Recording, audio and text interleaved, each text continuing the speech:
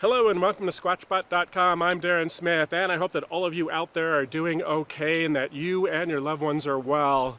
2020 was definitely a challenge for so many of us, and it doesn't seem like 2021 is starting out any better. So I absolutely understand that there are just a tremendous number of people out there who are suffering right now, and I want you guys to know that you are not alone in your struggles. We are all going through some very difficult challenges right now, and I definitely encourage you to seek out help if you are feeling overwhelmed at any point, to definitely turn to either friends or family or professional help, because we are definitely going through some challenging times right now, and we all have to take care of ourselves and one another. So right now we are out in the field, and I was heading up to my encounter location, so we're in very close proximity to that area. However, coming up into the area, I was encountering a lot of debris on the road that was making it very difficult to get up on the mountain. And right now we are in that area where I found those interesting impressions that encouraged me to continue my investigation of this general area, and what got me to get further up on the mountain to continue that investigation. And that's where I had that encounter on March 3rd, 2020. So I have done a tremendous amount of solo backpacking, so I am very comfortable with being out in the wilds and being out in nature. However, that being said, there are some very important safety protocols to take when venturing into the outdoors, and that goes for pretty much any outdoor activity. And at this point, moving into this area, there are some concerns that I have regarding the safety of this little trip, and I'm not so sure I am going to continue up the mountain to get to that encounter location, because I do have a kind of threshold of what I would consider an acceptable safety risk. And at this point, moving into this area, there are several things that have me a little more concern. So I am definitely going to approach this on a much more cautious side, as I normally do when I'm out in the woods alone. And I'm not so sure I'm going to continue up the mountain to my encounter location at this point. But I am going to give it a little time, and I'm going to continue my investigation in this area, and we will kind of go from there. December 2019, I was conducting a lot of field work on and around Goat Mountain, an area just outside of Oakhurst, California, where I had had a lot of Sasquatch activity the previous winter. However, I was not coming up with anything that led me to believe that the Sasquatch were currently in the area, and as the weather had been unseasonably warm, I decided to move my investigation to a higher elevation, which is what brought me to this area in early 2020. While investigating this area, I discovered a number of very interesting impressions that generated the enthusiasm for me to continue my investigation of this area, and what eventually got me to move further up the mountain to where I encountered the Sasquatch in March 2020, and where I discovered the Sasquatch Nest. Venturing up into this area is logistically challenging, and on numerous occasions I have had to abort my attempts to do so. However, this past December, I was able to get up to this location due to the lack of snowfall, and during my investigation of the area, I discovered an amazing trackway of 17-inch footprints leading down a steep embankment.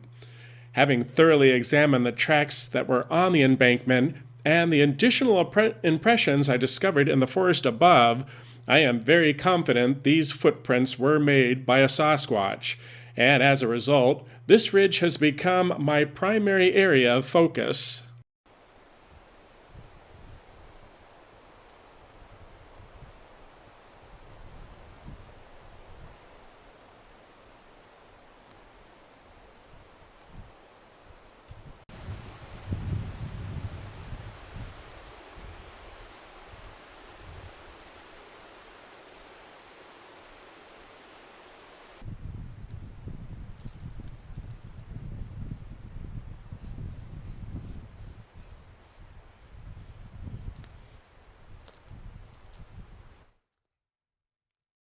On a previous visit to this location, I encountered these interesting rock stacks here. The one over my left shoulder, these rocks were stacked up, creating this intricate rock stack, and there was also a rock stack here.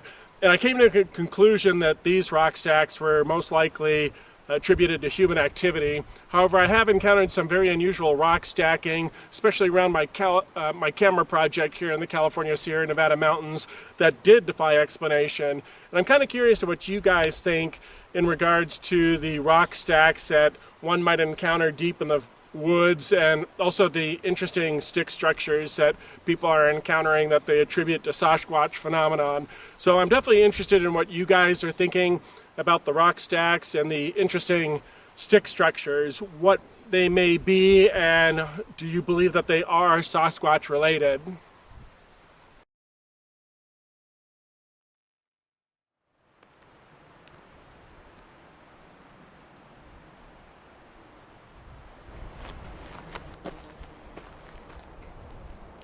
So I've mentioned the importance of taking the necessary safety precautions when engaging in any sort of outdoor activity, and I am still trying to determine whether or not I want to continue further up the road here. But there are a couple of things that I'm looking at right now. One is, if you are in an emergency situation, you're going to need the ability to call for help, and unfortunately there's nobody up here. So that's one thing that I'm looking at, is the lack of individuals in the environment. And also, generally, I try to stay in areas where I can get cell phone service. And for whatever reason, I am not getting a signal up here today. So that is something that I am looking at, because if you are in an emergency situation, you're going to want to be able to call for help. And there are some amazing emergency beacons out there on the market that are definitely recommended if you are going to be doing a lot of outdoor trekking and so on. I have notified my loved ones. They do know where I am. They do know when I'm going to be out of this area, and they know exactly where I am and what I'm up to. So if I don't get back in communication with them within a reasonable amount of time, they will know to contact the various emergency services, and they will know exactly where I'm located. So that is one of the precautions I had taken. But another thing that I am considering is the road conditions getting up into this environment. If I was able to get out an emergency signal, it is going to take an incredible amount of time for rescue services to get to me, just because of the road conditions. So that is another thing that I'm thinking of. And I don't want you guys thinking that I am ill prepared when venturing out into the wilds. I have had an incredible amount of emergency training, both for personal protection, first aid, and risk assessment.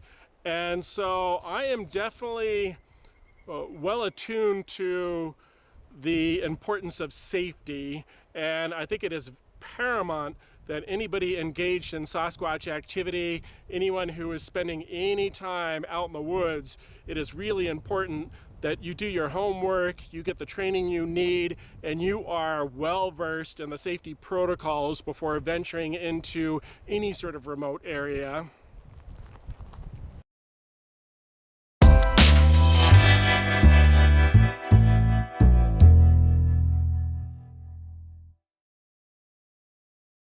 Taking into consideration the average size and mass being described by eyewitnesses, it is reasonable to assume the Sasquatch have incredible speed and strength, and there are countless reports confirming this. And although there are researchers out there who will promote otherwise, the large majority of Sasquatch encounters being reported are extremely passive, usually involving a very brief encounter before the Sasquatch flees into the woods. Even in situations when humans attempted to engage the Sasquatch in a hostile manner, the end result is often the same: a quick retreat. Yes, there are reports of Sasquatch demonstrating very aggressive behavior, and there are some very valid concerns the Sasquatch may be abducting people. However, when taking into consideration the thousands of documented encounters being reported that demonstrate a non-hostile interaction, where do we stand when it comes to Sasquatch risk assessment? Do you believe these creatures as a whole should be considered extremely dangerous and that they pose a significant threat to human life? Or does the evidence support otherwise? I'm curious to what you guys think, and I genuinely am not raising this topic to create debate. However, I appreciate your input, and I feel this is a subject that should be considered, especially for anyone spending time in the field.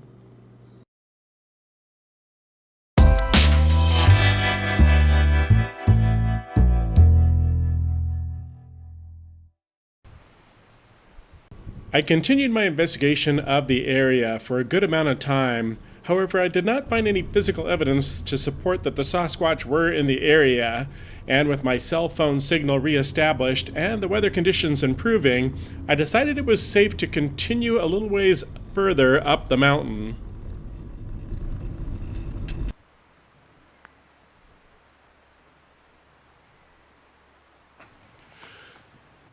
So I continued driving up the road a little ways just to see where the snow line was, and I am happy to see that the road is impassable a little ways up from here. And I'm excited about that because we are still quite a distance from my encounter site from March 3rd, 2020, and where I found that Sasquatch nest. And the reason I'm happy about that was because I don't think the Sasquatch is going to start moving up to those higher elevations until this snow has pretty much melted off. As I mentioned numerous times previously, I believe the Sasquatch tend to hang out just below the snow line. And I think right now that nest site is right there. I mean, I'm sure there's snow up there as the road is impassable at this point, and there's a lot of snow in this area. But I think they would be comfortable at that nesting site. So I am very excited to see that we did not miss that opportunity because, as I mentioned on the last episode, this time of year there is a window of opportunity that we have to catch the Sasquatch before they get on the move. And once they start moving up to those higher elevations, I think it's going to be difficult to keep up with them. And once they get up to those higher elevations, it's going to be very difficult to access those higher elevations. So I am excited about this because I do think that the Sasquatch may be hanging out in that area where that nest site was and where I had the encounter. I think it's a very strategic area for them to be hanging out in, and I am now excited to see that we didn't miss that window of opportunity. It's still there, and as soon as this snow melts off, hopefully in the days to come, we'll be able to get up to that encounter location. But we are in a good spot here. There is a lot of snow still on the ground, and I am going to start moving around in this environment to see if I can find any impressions in the snow, because the snow makes a perfect medium for which to find those footprint impressions. So I am just going to start moving around in the forest here, looking for any sort of physical evidence that the Sasquatch may be in the area.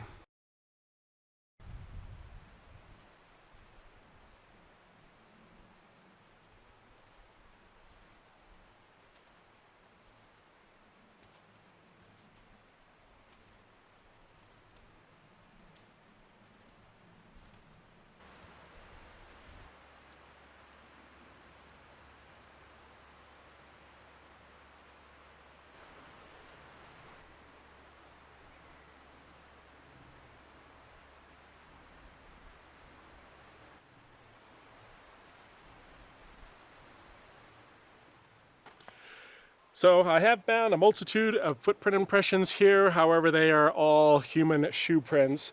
And I can tell from the various size of shoes there that there were some children here playing in the snow. So I think I'm going to remain in the area a bit because it has been reported on numerous occasions that the activity of children have attracted the attention of Sasquatch, and they have moved in to take a look at where the sound was coming from and what the activity was all about. So I am going to hang out here and kind of investigate this area to see if the actions here created any sort of enticement for the Sasquatch to move into this area to have a look. So I'm going to move around, continue here on the snow looking for impressions, and I'm also going to be moving around in the perimeter here to look for any sort of physical evidence that maybe the Sasquatch had pulled into the area to see what was going on in the area. And I'll also be breaking out the parabolic microphone. I'll be doing a few sweeps of the area, but I definitely think this area is strategic because we are just below my encounter site, which is further up on this mountain. I do believe the Sasquatch hang out at these at the snow line here, and we're just below the snow line. There's still some snow in the area, but I don't think there's it's not creating a significant hindrance to the maneuverability of the forest. So I am definitely going to be continuing my investigation of this area today.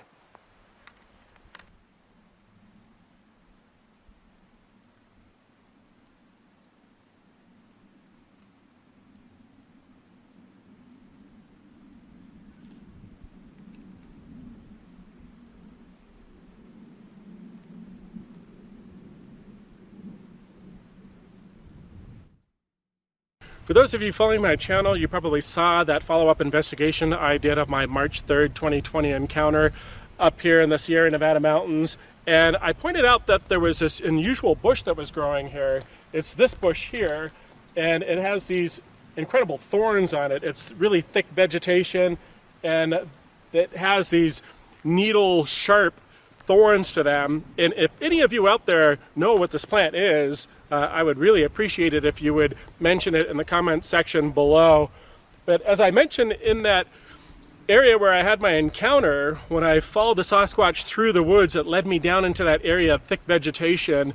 And when I got to that thick vegetation, I later discovered it was this type of plant, and that had completely circled this area where that nest site was located. So nothing was going to be moving into that nest site, with the exception of the strategic entrances that the Sasquatch, I believe, had created. There were two distinct pathways where this particular plant was groomed. It was groomed to create these two pathways leading into the nest, and there was also a tree fall behind the nest that was on top of this vegetation. So if anything wanted to escape, it could run down that log and get out of that area. But I really do think it is strategic, because I think the Sasquatch created that nest in an area that was protected by a wall of this plant. And as I mentioned, I looked at that area on Google Earth, and I can see that this vegetation went completely around the nest, and at quite a distance as well. It just went on forever.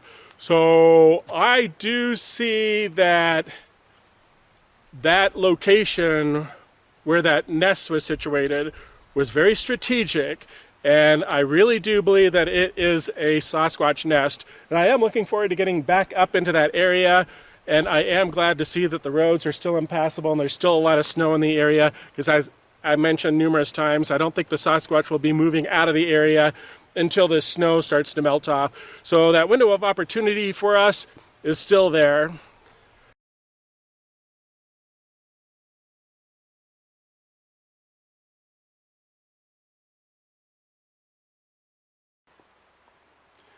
I broke out the little Mexican flute here, and I'm going to give it a shot.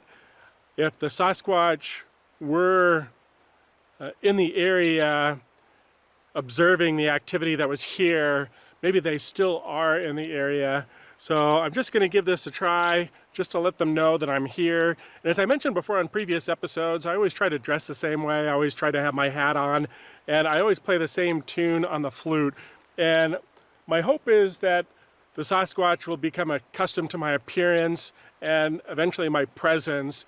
And if they see that, you know, I'm in their environment repeatedly and I'm not posing a threat to them, I'm hoping they will be a little more open to maybe interacting with me in some way. So that's the thought process there. I'm dressing the same way, playing the same tune on the flute, just to hopefully build some sort of rapport with the Sasquatch that are in the area.